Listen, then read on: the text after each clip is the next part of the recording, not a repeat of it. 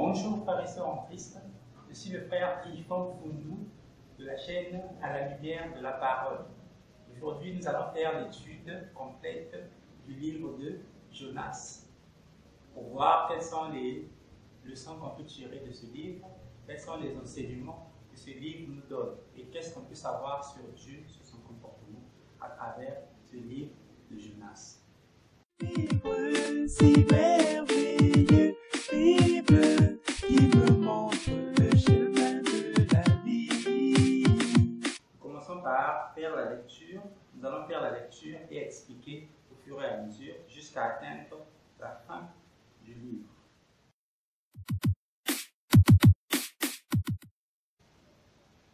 Lisons au nom du Seigneur Jésus-Christ.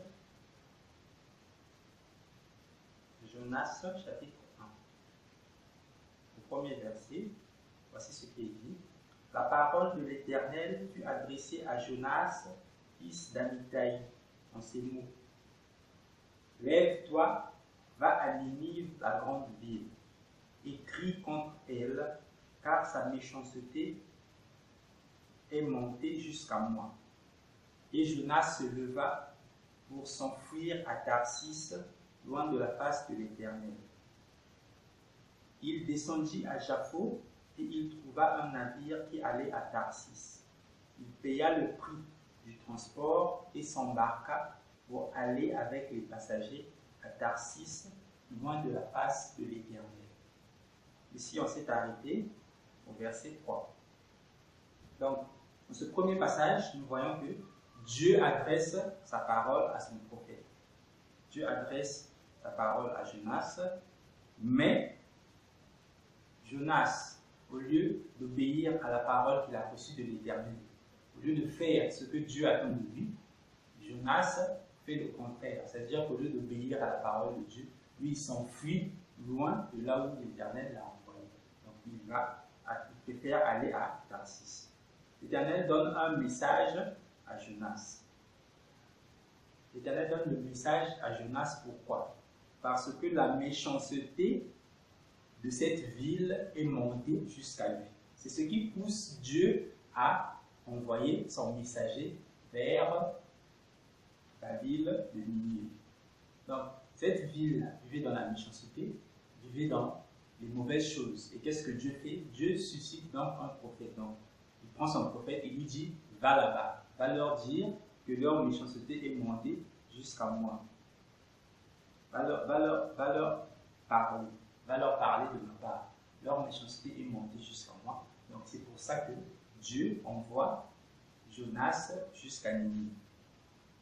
Maintenant, Jonas, lui, au lieu d'aller à Ninive, il s'enfuit. Donc il paye le prix du bateau, il paye le transport, il monte dans le bateau. Et ce que nous allons remarquer ici aussi, c'est que tout le temps que Jonas a fait des manœuvres pour s'enfuir loin de la face de l'Éternel, l'Éternel ne lui a rien fait. Il est allé, il a payé le ticket, Dieu le regardait, Dieu ne l'a rien fait. Il est allé, il a payé le ticket, il a embarqué dans le bateau avec les autres passagers, Dieu le regardait faire. Nous aussi, de la même manière, frères chrétiens, lorsque nous faisons certaines choses, Dieu ne nous frappe pas, Dieu nous regarde. Jonas est allé payer le billet. Dieu lui a rien fait, Dieu l'a laissé tranquille. Jonas a embarqué dans le bateau, Dieu l'a laissé tranquille. Et c'est lorsque le bateau est parti, c'est à ce moment-là que Dieu intervient. Donc si tu es chrétien, tu fais un certain nombre de choses négatives qui ne plaisent pas à Dieu. Mais au lieu de revenir, de te rendre compte en toi-même que ce que je fais ne correspond pas avec ce que Dieu veut, je dois revenir vers Dieu, tu ne te rends pas compte. Dieu te laisse un certain temps. Dieu te laisse un certain temps pour que tu changes. Dieu te laisse le temps pour que tu modifies ta manière de regarder, de voir les choses, pour que tu changes ta manière de penser. Dieu te laisse un certain temps pour que tu comprennes que sa parole est la vérité. Mais il y aura aussi un moment où Dieu va commencer à agir dans ta vie. Là où Dieu va commencer à te frapper, là où Dieu va commencer à te créer des difficultés.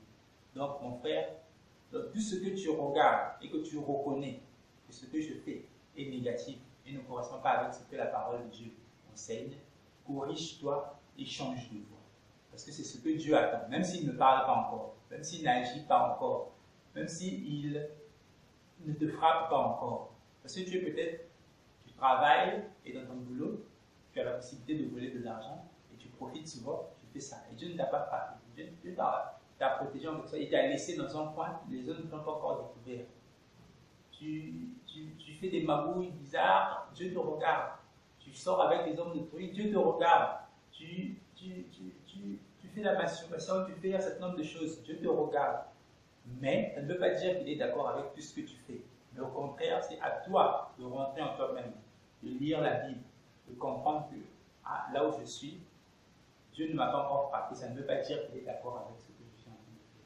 Mais au contraire, la colère de Dieu est en train de monter contre toi au fur et à mesure. Et elle éclatera contre toi un jour.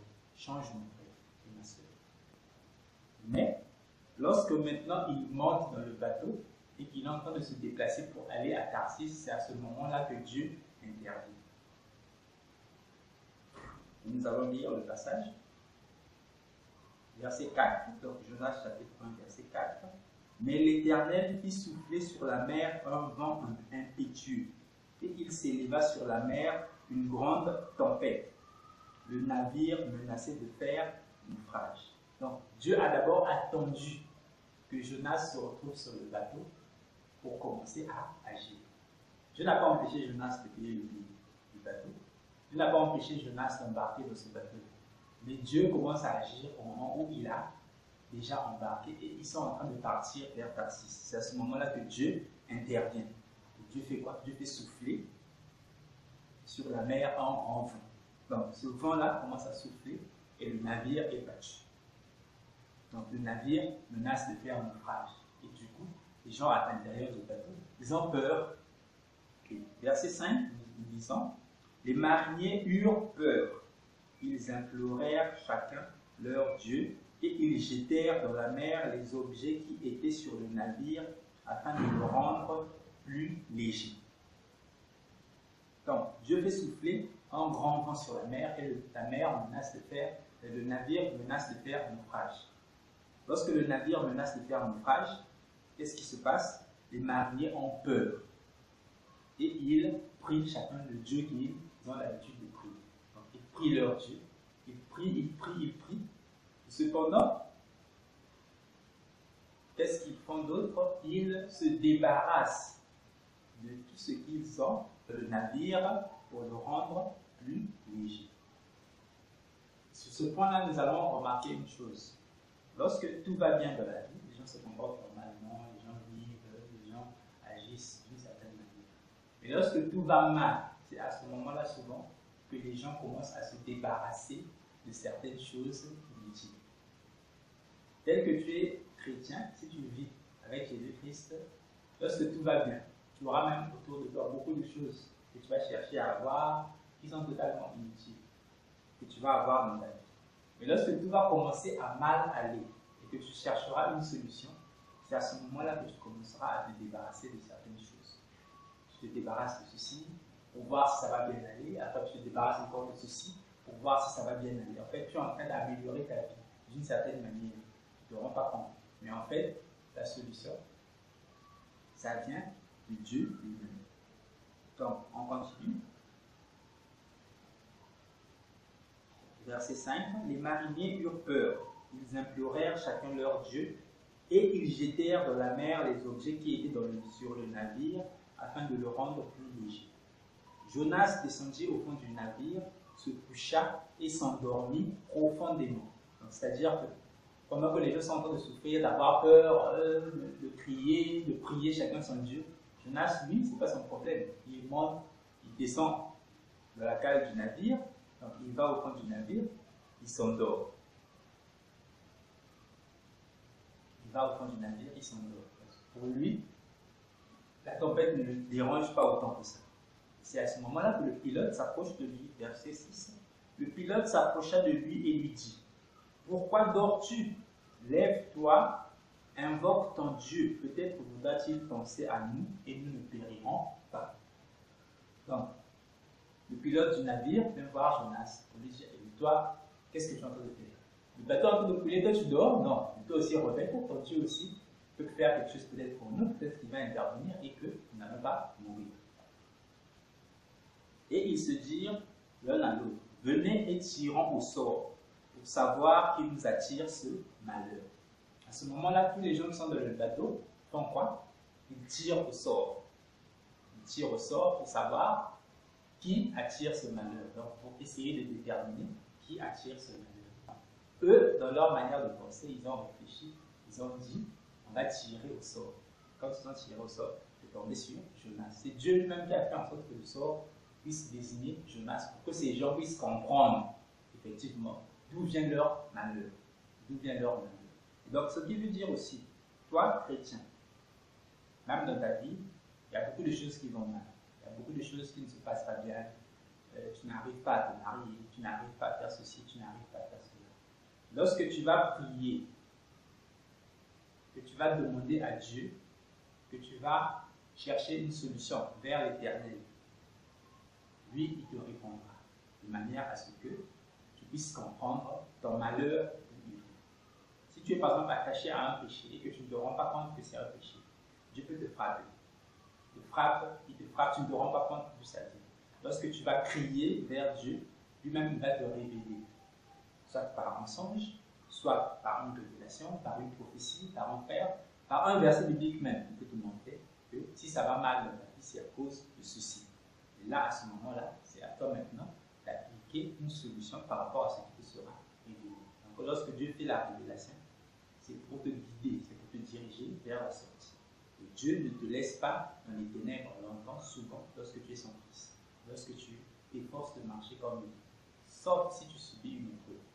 Donc, ici, tous ceux qui sont dans le navire tirent au sort et le sort désigne Jonas. Verset 8. Alors ils lui dirent, dis-nous qui nous attire ce malheur. Quelles sont tes affaires et d'où viens-tu? Quel est ton pays et de quel peuple es-tu? Il répondit, je suis hébreu et je crains l'Éternel, le Dieu des cieux, qui a fait la mer et la terre. Ces hommes eurent une grande frayeur. Et ils dirent, pourquoi as-tu fait cela? Car ces hommes savaient qu'ils fuyaient loin de la face de l'Éternel parce qu'il le leur avait déclaré. Donc ici, les gens qui sont dans le navire se rendent compte que celui qui leur attire le malheur, c'est Jonas. Et deuxième point, c'est c'est lui qui attire ce malheur. Deuxième point, c'est-à-dire le Dieu que lui craint et au-dessus, ils reconnaissent que le Dieu que lui craint est au-dessus des dieux que eux ils craignent. Et du coup, ils ont vraiment peur par rapport à ce que Jonas a fait. Et à ce moment-là, ils posent la question à Jonas, pourquoi tu as fait cela? Parce que Jonas leur avait dit qu'il était en train de fuir loin de la face de Dieu. Et maintenant, verset 11, ils lui dirent, que te ferons-nous pour que la mer se calme envers nous? Car la mer était de plus en plus orageuse. Verset 12, il leur répondit, prenez-moi, jetez-moi dans la mer, et la mer se calmera envers vous, car je sais que c'est moi qui attire sur vous cette grande tempête. Ces hommes ramaient pour gagner la terre, mais ils ne le purent, parce que la mer s'agitait toujours plus contre eux. Alors ils invoquèrent l'Éternel et dirent, ô Éternel, ne nous fais pas périr à cause de la vie de cet homme, et ne nous charge pas du sang innocent, car toi, Éternel, tu fais ce que tu veux. Puis ils prirent Jonas et le jetèrent dans la mer, et la fureur de la mer s'apaisa. Ces hommes furent saisis d'une grande crainte de l'Éternel et offrirent un sacrifice à l'Éternel et firent des vœux. Dans cette partie, ce que nous pouvons retenir, c'est que ces gens se sont rendus compte que c'est Jonas qui leur attire ce malheur parce qu'il fuit la recommandation que Dieu lui a faite. Et il pose à Jonas la question, qu'est-ce que nous devons faire pour que la mer se calme? Jonas leur donne la solution, prenez-moi, jetez-moi dans la mer. Lorsque vous allez vous jeter dans la mer va se calmer envers vous. Eux aussi, ils ont d'abord essayé de ramer, en tout cas, ça ne marche pas. À ce moment-là, qu'est-ce qu'ils font? Ils prient d'abord à Dieu de ne pas les condamner pour ce qu'ils font, c'est-à-dire prendre un homme et le jeter dans l'eau. Parce qu'ils savent, ils se disent que Dieu va les frapper pour ce péché. Donc ils prient l'Éternel. Ils jettent Jonas dans l'eau, et dès que Jonas est tombé dans l'eau, la mer s'est calmée et le calme est revenu. À ce moment-là, ces gens maintenant comprennent la puissance de l'Éternel, la puissance du Dieu vivant. Ils ont compris la puissance de Dieu. À ce moment, qu'est-ce qu'ils font? Ils se rendent compte, ils se réveillent. C'est comme si avant, toute leur vie, ils étaient endormis, ils adoraient le Dieu dont ils n'avaient jamais vu la manifestation. À ce moment-là, ils se rendent compte qu'il y a un Dieu qui est vivant. Il y a un Dieu qui est capable de faire des choses incroyables. Et ils ont vu la manifestation de ce Dieu-là. Ici, notre leçon que nous pouvons tirer, c'est que lorsque tu as choisi Dieu, le Dieu Tout-Puissant, tu es un fils de Dieu, tu as choisi Jésus-Christ, tu as choisi le chemin, tu t'égares, c'est-à-dire tu es en train de faire ce que Dieu ne t'a pas recommandé de faire, tu es éloigné de Dieu, tu fuis Dieu, tu ne veux pas respecter la parole de Dieu, malgré le fait que tu es en train de t'éloigner de Dieu et tu fais ce que Dieu ne t'a pas demandé de faire. Malgré cela, à partir de là où tu vas aller, les gens vont découvrir la puissance de Dieu à travers toi. Les gens vont découvrir la puissance de Dieu à travers toi. Des sorciers vont venir t'attaquer, des féticheurs vont te faire des choses, des gens vont essayer de te faire du mal, mais malgré le fait que toi, tu es en train d'essayer de désobéir à Dieu, tu veux désobéir à Dieu, tu ne veux pas faire ce que Dieu te recommande. Mais à travers toi, les gens vont découvrir la puissance du Dieu vivant. Et beaucoup de frères qui ne s'en rendent peut-être pas compte, qui sont attachés dans des malédictions, qui ont des maris de nuit, des femmes de nuit, des sorciers qui viennent attaquer, des féticheurs. En fait, même ces féticheurs-là qui viennent t'attaquer, parce que tu n'arrives pas pour le moment à respecter la parole de Dieu, tu n'arrives pas à sortir de la masturbation, tu n'arrives pas à sortir des péchés que toi tu commets. Même ces gens qui viennent t'attaquer découvrent la puissance de Dieu à travers toi. Parce que si tu es vraiment un fils de Dieu, Dieu ne permettra pas que tu meurs à travers un féticheur, à travers un sorcier, à travers qui que ce soit. Mais Dieu permettra que tu meurs au moment où lui, il aura choisi. C'est à ce moment-là que tu vas mourir. Donc, le moment où tu es égaré, où tu es dans les ténèbres, où tu ne te rends pas compte de ce que tu es en train de faire, même à ce moment-là, si tu as déjà découvert Dieu et tu sais ce qu'il est, les gens comprennent la puissance de Dieu à travers toi. Et ça, c'est une grande leçon.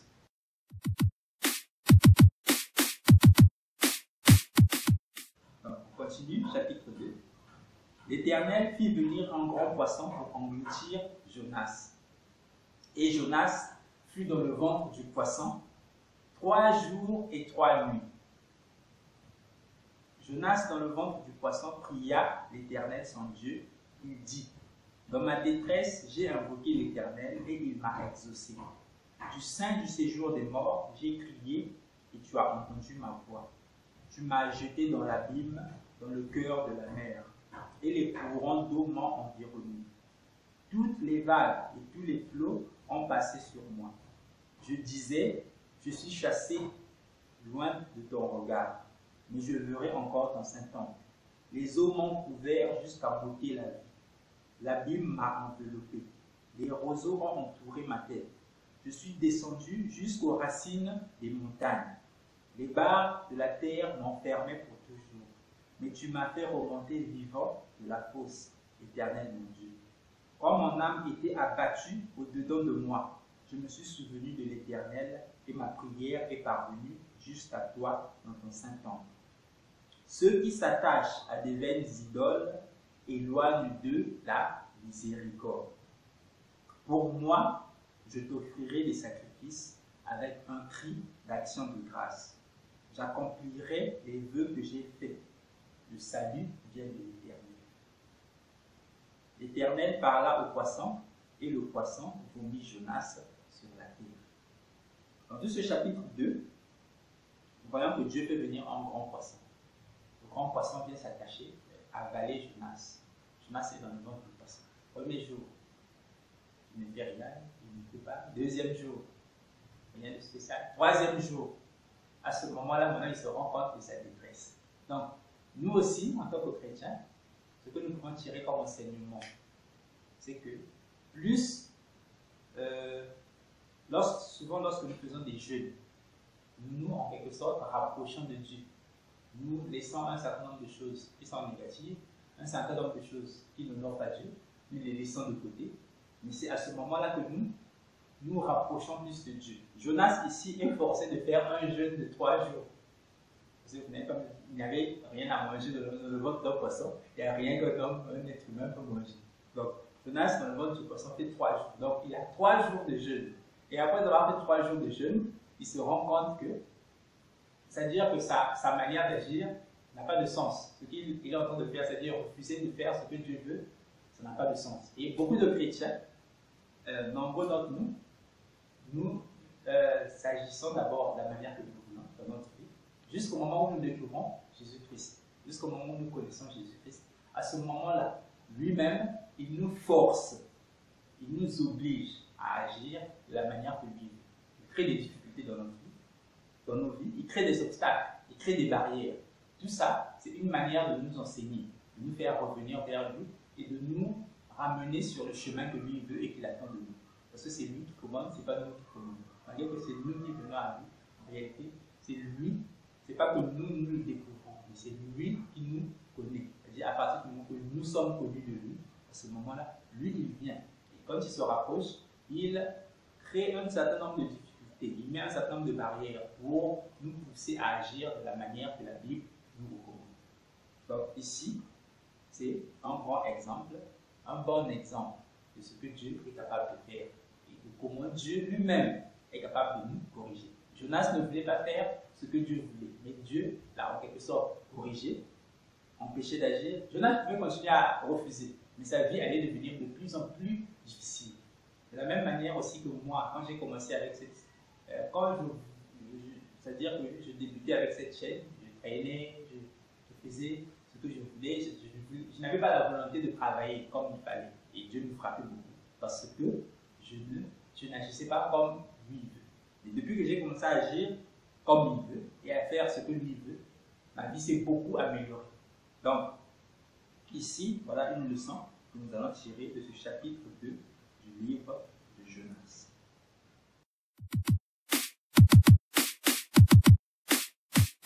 Prenons maintenant le chapitre 3. La parole de l'Éternel fut adressée à Jonas une seconde fois, en ces mots. Lève-toi, va à Ninive, la grande ville, et proclame-y la publication que je t'ordonne. Et Jonas se leva et alla à Ninive, selon la parole de l'Éternel. Or, Ninive était une très grande ville de 3 jours de marche. Jonas fit d'abord dans la ville une journée de marche.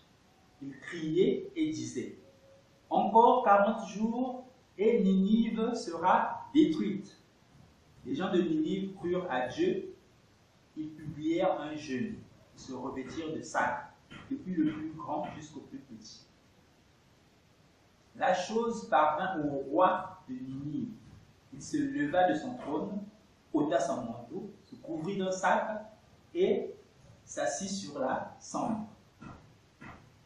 Il fit faire dans Ninive cette publication, par ordre du roi et de ses grands, que les hommes et les bêtes, les bœufs et les brebis, ne goûtent de rien, ne pèsent point et ne boivent point d'eau.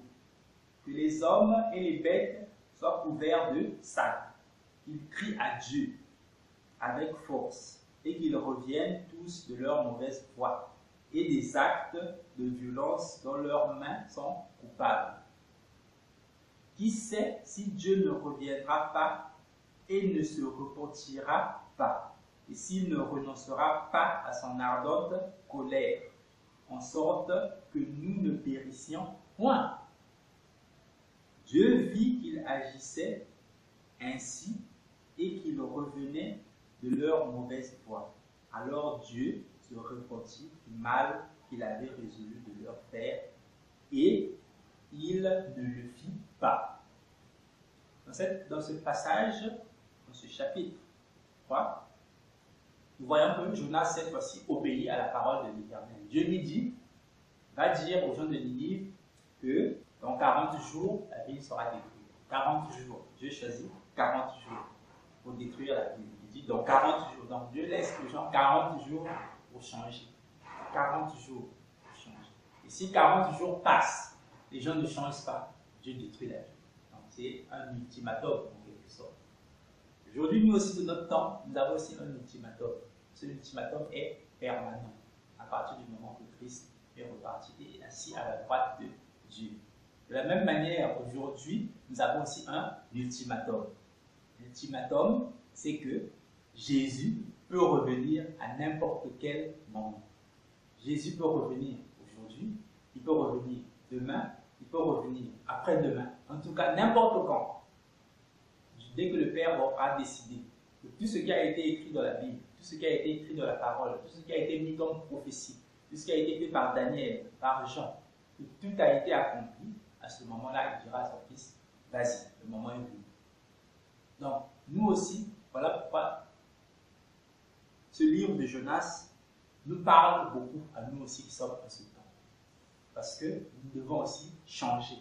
De la même manière que le roi de Ninive avait fait cette publication, pour les gens de s'améliorer, de changer leur comportement, de changer leur manière d'agir, de modifier, d'arrêter de faire le péché qu'ils étaient en train de faire. De la même manière, nous aussi, nous devons entrer en nous-mêmes, corriger nos comportements. Nous bagarrer contre tout ce qui est négatif et contraire à la parole de Dieu. C'est ça que Dieu a donné. Le problème, en fait, dans ce temps, par exemple, c'est que les gens font quoi? Les gens se disent, Dieu est miséricordieux. Dieu est miséricordieux, il pardonne, donc de toute façon, il sait que je suis un pécheur, il sait que ma chair est faible, donc je peux aller avec les femmes, même si je ne suis pas marié avec eux, Dieu va me pardonner. Le problème, en fait, c'est ça exactement. C'est-à-dire que les gens se disent que Dieu ne punit pas, parce qu'il était miséricordieux. Si nous prenons la Bible, lorsque le roi David a pris la femme d'Urie, lorsque le prophète Nathan a été envoyé vers lui pour lui parler, le prophète Nathan lui a dit qu'il y avait deux hommes qui vivaient face à face, l'un en face de l'autre. L'un n'avait qu'une seule brebis et l'autre en avait plein. Et celui qui avait plein de brebis reçoit un invité. Au lieu de prendre dans son propos, il y avait beaucoup de brebis. Il prend seulement la brebis de celui qui n'en avait qu'une seule. Maintenant, d'après toi, roi David, qu'est-ce qu'on doit lui faire? Le roi David a dit, celui qui a fait une telle chose ne mérite pas de vivre, on doit le punir, il a prononcé toutes sortes de choses. Et le prophète Nathan lui dit, celui qui a fait cette chose, c'est toi, parce que ton serviteur n'avait qu'une seule femme. Toi, tu lui as pris cette femme et tu l'as même fait mourir. Mais toi, qui en as beaucoup, Dieu t'a donné des quantités, tu vas encore prendre chez celui qui n'en a qu'une seule. Et David, à ce moment-là, il rentre en lui-même, il se rend compte qu'il a péché. Sans même que David ne demande pardon. Le prophète déjà lui dit, Dieu t'a pardonné. Vous comprenez? Non. David n'a même pas eu besoin de demander pardon. Mais comme il avait déjà reconnu son péché, il a reconnu que je suis un pécheur, Dieu lui avait déjà pardonné. Mais attention, ça ne veut pas dire que Dieu ne l'avait pas puni. Et qu'est-ce qui s'est passé par la suite? Lorsque son fils Absalom est venu prendre le pouvoir, il a chassé David, qui s'est enfui avec ses grands, le royaume était en décadence. Tout ça, c'était pourquoi? C'était parce que David avait faussé devant Dieu. Donc, toi qui es enfant de Dieu, rassure-toi que quand tu commets le péché, Dieu va te frapper. Parce que lorsque tu es enfant de Dieu, à ta mort, tu ne seras plus frappé, tu ne seras plus jugé. Donc, toi qui es enfant de Dieu, ton jugement, c'est ici sur terre. Ce n'est pas lorsque tu es parti. Mais ton jugement, c'est ici, pendant que tu es en vie. C'est au moment que Dieu va te frapper. Donc, fais attention avec le péché. Efforce-toi, bagarre-toi pour sortir du péché. Et le défaut, en fait, que la plupart des gens font actuellement, c'est de négocier. C'est-à-dire que, tu vas dire, bon, ce péché-là, je ne vais pas commettre, ça, je ne vais pas commettre, ça, je ne vais pas commettre. Mais ça, là, en tout cas, je ne sais pas comment je laisse. Non. Même s'il faut que tu te bagarres pendant 10 ans, continue à te bagarrer contre ce péché-là. Parce que au moment que tu vas abandonner, c'est le moment que Dieu va te lâcher. C'est le moment que Dieu va dire, ah, celui-là, il n'est pas avec nous. Mais le temps où tu continues à te bagarrer contre ce péché-là, tu peux fumer la cigarette. Et tu te bagarres contre ça. Tu cherches à abandonner. Tu multiplies les stratégies. Tu n'arrives pas. Mais tant que tu te bagarres contre la cigarette, Dieu est avec toi. Mais dès que tu abandonnes, dès que tu dis, bon, finalement, la cigarette, c'est une bonne chose. Dieu n'est plus avec toi. Donc, bagarre-toi jusqu'à la fin. S'il faut que tu te bagarres contre ton corps, multiplie les stratégies. Cherche une méthode. Cherche un serviteur de Dieu qui va prier pour toi. Mais attention, pas n'importe lequel. Parce qu'en ce moment, il y a beaucoup de faux serviteurs. Donc, si tu en connais un vrai, lis la Bible, médite la Bible. Prie. jeûne, c'est-à-dire fais tout ce qui est possible pour que cet esprit mauvais laisse éloigner de toi. Parce que de toute façon, la Bible nous a donné le dernier rempart pour chasser tout esprit mauvais. S'il y a même un esprit mauvais en toi, c'est par le jeûne et la prière. Donc, fais tout ce que tu veux, bagarre-toi contre le péché pour qu'il sorte de toi. Mais n'abandonne pas ce combat-là. Tant que tu es en vie, tant que tu te dis fils de Dieu et que tu veux respecter la parole de Dieu, bagarre-toi contre ce péché. Fais tout ce qui est en ton pouvoir. Fais tout ce qu'il faut, mais n'abandonne pas. Donc ici, les gens ont échappé au châtiment parce qu'ils ont décidé d'abandonner leur mauvaise œuvre. Et en toute chose, Dieu met toujours certaines choses qui sont à ta disposition. C'est-à-dire, il y a certaines choses dont tu peux sortir facilement. Parce que c'est seulement ta volonté qui manque. Mais il y a d'autres choses où lui-même va intervenir pour te guérir. Donc, la première chose aussi à savoir, c'est celle-là.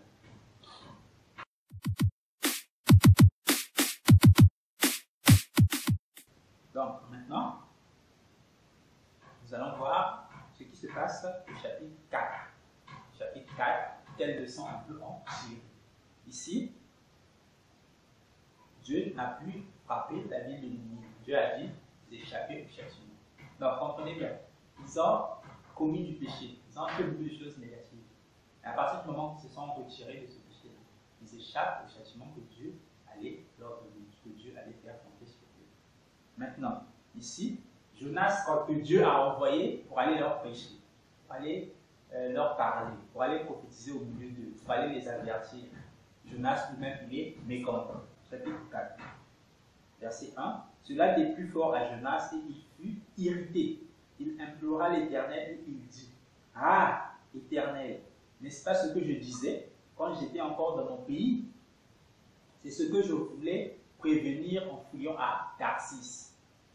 Car je savais que tu es un Dieu compatissant et miséricordieux, lent à la colère et riche en bonté, et qui te repent du mal. Maintenant, Éternel, rends-moi donc la vie, car la mort m'est préférable à la vie. L'Éternel répondit: Fais-tu bien de t'irriter? Et Jonas sortit de la ville et s'assit à l'orient de la ville. Là, il se fit une cabane. Il se tint à l'ombre, jusqu'à ce qu'il vit ce qui arriverait dans la ville. Donc, jusqu'à ce moment-là, Jonas espère encore que Dieu va continuer, va frapper la ville. Jusqu'à ce moment-là, Jonas espère encore que Dieu va frapper la ville, que Dieu va faire descendre du feu, que Dieu va faire quelque chose, en tout cas, que Dieu va frapper la ville de Ninive. Donc, Jonas est assis à l'extérieur de la ville. Verset 6, chapitre 4, verset 6. L'Éternel Dieu fit croître un ricin qui s'éleva au-dessus de Jonas pour donner de l'ombre sur sa tête et pour lui ôter son irritation. Donc, Jonas est fâché. Jonas est fâché. Pourquoi? Parce que Dieu n'a pas frappé Ninive. Et nous aussi, dans le travail que nous faisons, en tant que chrétiens, dans les enseignements que nous donnons, nous voulons, quand tu fais un enseignement et que tu demandes à quelqu'un de changer, donc tu espères que la personne va changer. Quand tu fais une vidéo, que tu exposes tel chant, tu mets des signes qui sont convaincants pour toi, donc que Dieu t'a montré et qui te convainquent toi. Tu les mets à la disposition des gens. Le but, c'est lequel? C'est pour qu'eux aussi soient convaincus. Mais attention, si cela ne convainc pas les gens, cela ne doit pas te pousser à être en colère. Cela ne doit pas te pousser à... C'est-à-dire, le résultat ne dépend pas de toi. Le résultat dépend de Dieu. Et ce que Dieu fait pour les gens, c'est même la meilleure chose. C'est-à-dire, ici, dans le passage, dans le livre de Jonas, lorsque tu es un serviteur de Dieu, Dieu t'envoie quelque part, tu prononces une parole, tu avertis les gens. Le but, c'est pas que les gens meurent, mais le but, c'est que les gens soient sauvés. Le but, c'est que les gens reconnaissent que ce que tu as dit est vrai, qu'ils se repentent de leurs mauvaises œuvres, qu'ils reconnaissent que ce qu'ils ont fait, c'est négatif, qu'ils changent et qu'ils reviennent vers Dieu. N'est-ce pas ça le bon objectif? Et donc, ici, Jonas était encore en colère. Donc, Dieu fait pousser un arbre au-dessus de la tête de Jonas. L'arbre lui produit de l'ombre et l'arbre fait descendre sa colère. Et on dit, chapitre 4, verset 6, à la fin du verset, Jonas éprouva une grande joie à cause de ce ricin. Donc Jonas est content pour un arbre qui a poussé en une seule journée. Ce n'est pas en plusieurs jours. le même jour, l'arbre a poussé, il est devenu grand. Et ça montre aussi d'une autre manière les capacités que notre Dieu a. Que Dieu, ce que Dieu est capable de faire. Et c'est aussi une manière pour nous de savoir et de faire grandir notre foi. Voilà pourquoi la Bible dit, autre part, que la foi vient de ce qu'on entend, et ce qu'on entend vient de la parole de Christ. Donc, ici, nous voyons notre Dieu par sa puissance, par sa grande bonté, par sa miséricorde, et aussi par sa capacité d'enseigner. Il fait grandir un arbre en une seule journée. L'arbre pousse, l'arbre donne de l'ombre à Jonas, Jonas est grand. C'est-à-dire la colère qui était revenue s'enlève et il devient content. Pourquoi? Parce que le soleil lui frappe plus la tête. Ensuite, verset 7, chapitre 4 toujours. Mais le lendemain, le lendemain, à l'aurore, Dieu fit venir un ver qui piqua le ricin et le ricin sécha. Donc, Dieu envoie un ver, le ver pique l'arbre et l'arbre sèche. Et lorsque l'arbre sèche, le soleil se lève. Verset 8. Au lever du soleil, Dieu fit souffler un vent chaud d'Orient et le soleil frappa la tête de Jonas. Donc, Dieu lui-même d'abord a produit un arbre qui a couvert Jonas. Le lendemain, Dieu fait sécher l'arbre et il envoie le soleil sur la tête de Jonas. Le soleil, voilà, un vent chaud d'Orient et le soleil frappa la tête de Jonas au point qu'il tomba en défaillance. Donc, Jonas perd conscience, il tombe même. Et voilà, il est tombé. Il demande la mort. Il dit, la mort m'est préférable à la vie. Verset 8. La mort m'est préférable à la vie. Dieu dit à Jonas, fais-tu bien de t'irriter à cause du ricin? Il répondit, je fais bien de m'irriter jusqu'à la mort. Et l'Éternel dit, tu as pitié du ricin qui ne t'a coûté aucune peine et que tu n'as pas fait croître, qui est né dans une nuit, qui a péri dans une nuit. Donc, c'est-à-dire que Jonas, Dieu fait un grand enseignement à Jonas. Un grand enseignement à Jonas. Et moi, verset 11, je n'aurai pas pitié de Ninive, la grande ville dans laquelle se trouvent plus de 120 000 hommes qui ne savent pas distinguer leur droite de leur gauche et des animaux en grand nombre.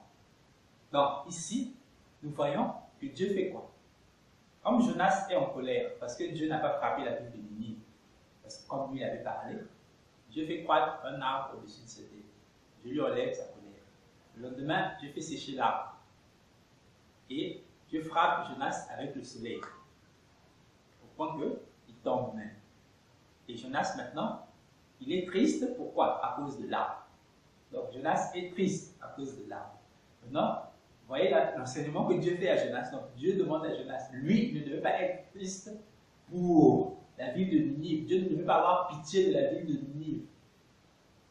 Alors que Jonas lui-même a pitié d'un arbre qui ne lui a rien coûté. Il n'a rien que pour cet arbre. Donc vous voyez la grandeur de l'enseignement, de la capacité d'enseigner de notre Dieu. Cette leçon, il fait à Jonas. La dernière leçon, il fait à Jonas. Donc, pour finir, ce livre de Jonas nous apprend que lorsque un serviteur de Dieu nous avertit de la part de l'Éternel, lorsque nous péchons, en général, Dieu finit toujours par avertir. Mais ce qui est négatif, c'est que les gens souvent n'écoutent pas l'avertissement. Dans la Bible, il y a deux cas. Il y a la ville de Ninive qui avait reçu l'avertissement et qui a obéi à la parole de Dieu. C'est-à-dire qu'ils se sont corrigés. Ils se sont dit, Dieu a envoyé son serviteur, on ne peut pas rester dans l'état où on se trouve. On a des péchés, il faut qu'on change. On a des choses négatives, il faut qu'on change. Je volais, je dois arrêter. Je me masturbais, je dois arrêter. Je partais avec les femmes de trouille, je dois arrêter. J'étais tricheur à l'école, je dois arrêter. Donc tout ce qui est négatif, tout ce qui ne n'honore pas Dieu, il faut arrêter. Et à travers cette chaîne, nous allons aussi faire l'effort de montrer que le péché aujourd'hui ne s'arrête pas seulement à voler, pécher, mentir, se masturber, coucher avec la femme de trouille. Le péché ne s'arrête plus seulement là. Même regarder quelque chose La pornographie, par exemple, ça aussi c'est un péché. Même la plupart des films que vous regardez à la télévision aujourd'hui, si vous remarquez bien, la plupart des films ont des scènes de sexe, la plupart des films ont des gens non mariés, mais qui s'embrassent. Et vous, en tant que chrétien, lorsque vous participez à ces choses, c'est comme si vous les encouragez. Parce qu'il y a même des femmes, c'est-à-dire, elle est mariée dans la vraie vie, avec un homme. Donc, elle a son mari. Mais dans le film, elle va embrasser d'autres hommes. Vous comprenez? Et vous, chrétiens, vous continuez à regarder ces choses. Et vous, chrétiens, vous continuez à participer à ces choses. Tu es chrétien, par exemple. Tu vas au marché. Mais sur ta table, on trouve des cigarettes. Dieu t'interdit quand même de fumer la cigarette. Et toi, pour gagner de l'argent, tu prends la cigarette, tu la vends à l'autre. Ça aussi, c'est négatif. Donc, le péché ne se limite pas seulement à respecter ce que la parole de Dieu nous a dit. Mais, il y a beaucoup de choses autour de nous, auxquelles nous participons, qui constituent aussi des péchés. Et c'est pour cela que cette chaîne n'arrête pas de dénoncer les œuvres des faux musiciens que vous voyez, des faux pasteurs, des faux serviteurs de Dieu. C'est aussi ça. Parce qu'il y a certains enseignements qu'on vous fait qui sont totalement faux et qui vous emmènent dans une mauvaise direction. La bonne direction, c'est Christ et cela. Pas quelqu'un d'autre. Il n'y a pas quelqu'un d'autre qui peut donner le salut. Voilà pourquoi la Bible dit il n'y a pas un autre nom qui ait été donné dans les cieux et sur la terre par lequel nous devions être sauvés. Il n'y a que le nom de Jésus-Christ qui sauve. Et si aujourd'hui nous croyons en Christ, nous marchons selon ce que Christ a marché, à ce moment-là, nous aussi nous sommes sauvés. Et si nous disons que nous croyons en Christ, mais nous ne marchons pas comme lui-même il a marché, à ce moment-là, nous ne sommes pas sauvés, nous ne croyons pas en lui. Et à ce moment-là, nous nous retrouvons dans le cas de Sodome et Gomorrhe, que Dieu va frapper. Parce qu'il y a deux cas. Soit tu es du côté de Ninive, qui avait accepté la parole que le prophète a envoyée, la parole que Dieu a envoyée à travers le prophète. Eux, ils ont accepté cette parole-là et ils ont changé de comportement. À ce moment-là, ils ont été sauvés. Soit tu te retrouves du côté de Sodome et Gomorrhe. Eux, ils ont été frappés par le feu parce qu'ils ne voulaient pas changer de comportement, ils ne voulaient pas changer leur manière d'agir. Donc, que Dieu vous bénisse, que Dieu vous garde. Et à la prochaine pour un prochain enseignement, si Dieu le permet.